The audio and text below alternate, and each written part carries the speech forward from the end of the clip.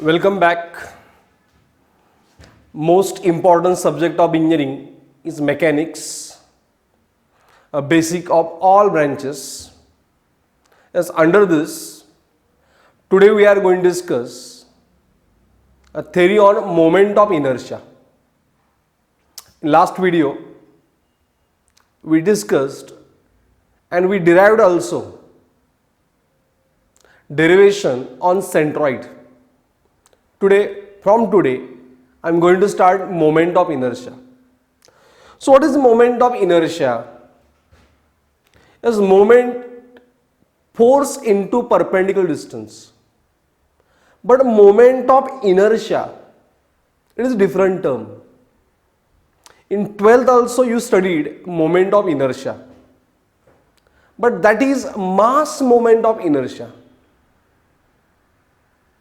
applicable to body having mass. But in engineering, when we deal with area, plane figures, we need here area moment of inertia, which is product of area and square of distance between area and axis of reference. Moment of inertia is product of area and square of distance between area and axis of reference, maybe x, y, z. Okay? Product of area and square of distance between area and axis of reference. Area we measured in meter square, distance meter square. Therefore, unit of moment of inertia is meter raised to 4. Centimeter raised to 4, mm raised to 4. How dimension given? Accordingly we use unit meter, centimeter, mm. Okay. Next part. Now we are going to discuss how to write moment of inertia for any geometrical figure. So for that we have this as any area in xy plane. For writing moment of inertia for derivation purpose, for theory, we required element, so that the element dA, which is at distance y from x-axis and x from y-axis. Now I want moment of inertia of this area A about this axis x. So symbol wise it is I x x I x x. So how to write? You don't have to remember as formula, you have to remember technique. Using element, therefore integration. Using element, therefore integration. Then how much distance between element and x? It is a y. Therefore y square.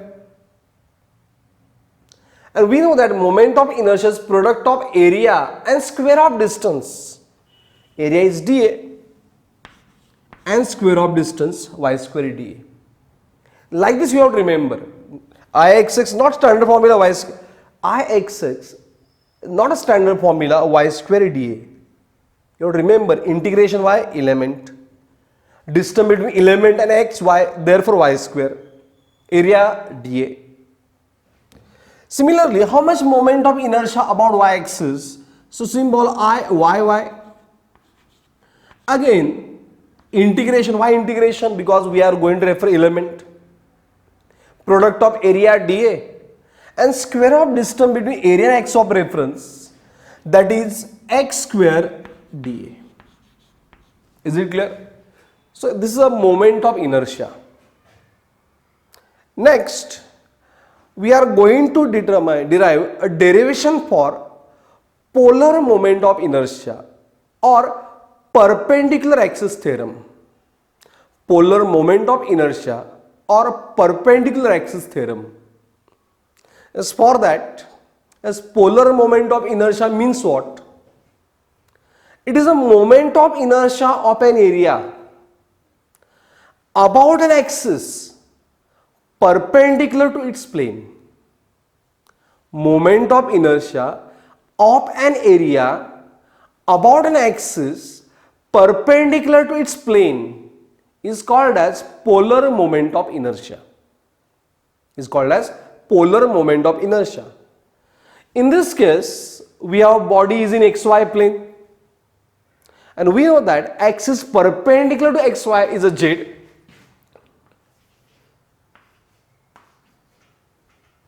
So moment of inertia of this area about this z axis is called as a polar moment of inertia. Is called as polar moment of inertia. Getting everyone? A moment of inertia of an area about an axis perpendicular to plane of area is called polar moment of inertia. As from this z axis, let's say this element at distance r. Therefore, integration due to element, it is r square dA. Is it clear? R square dA. Then by Pythagoras theorem, as we know that this is a y, this is nothing but how much? X. And therefore, as r square is y square plus x square dA. Y square plus x square dA. Since by Pythagoras, r square is y square plus x square. Then IZZ is equal to, let's write integration separately, y square dA plus integration x square dA, and therefore IZZ, y square dA is I xx and x square dA is I yy. And what we derived here is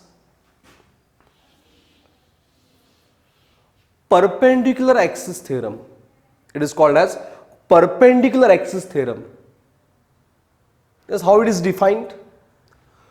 Polar moment of inertia of an area about an axis perpendicular to its plane is equal to sum of moment of inertia about two mutually perpendicular axes. Sum of moment of inertia about two mutually perpendicular axes in a plane of area and which intersect on polar axis. Getting everyone? Polar moment of inertia of an area about an axis perpendicular to its plane is equal to sum of moment of inertia about two mutually perpendicular axes in a plane of area which intersect on polar axis. So this is called as perpendicular axis theorem.